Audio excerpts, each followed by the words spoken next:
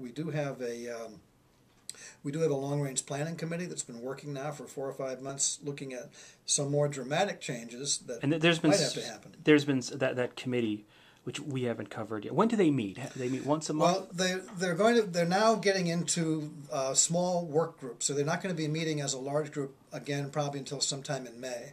But starting in a couple of weeks, they'll be meeting in a half a dozen smaller work groups, looking at particular problems or recommendations that they may want to make. How many people are on that? There are a couple of dozen people. Some from the school district, some from the city. Some were parents and citizens. We have a couple of students on the committee. And that's a hugely important committee because some of the things they're talking about, yeah. and it's all very general at this point. But it's getting more specific. Narrowed down. It's getting more specific. I guess my question is, as a Derby resident, and you hear this, and now I have a young son, so I'm paying I've met him. Extremely close attention to the budget.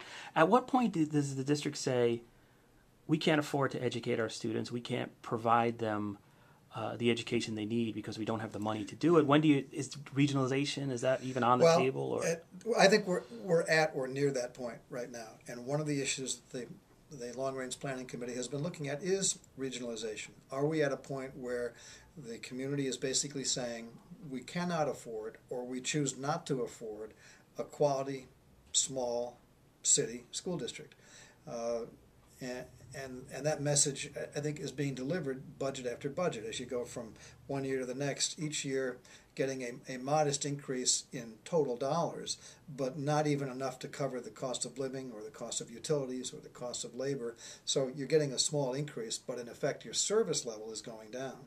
I think we're at the point, and the Strategic Planning Committee, I think, is going to recommend to the school board that serious consideration be given to disbanding the district and seeking to merge with other surrounding towns. This has been talked about in the Valley before, and it hasn't happened, but I think now the economic pressure may drive us to reconsider that. Another idea that's been floated is maybe consolidating the 2 elementary schools. Maybe we need to have 1 elementary school instead of 2. Maybe that's a way to save money. Or maybe one should serve youngsters in kindergarten, 1st and 2nd grade, and the other in grades 3, 4, and 5 as a way of more evenly distributing staff.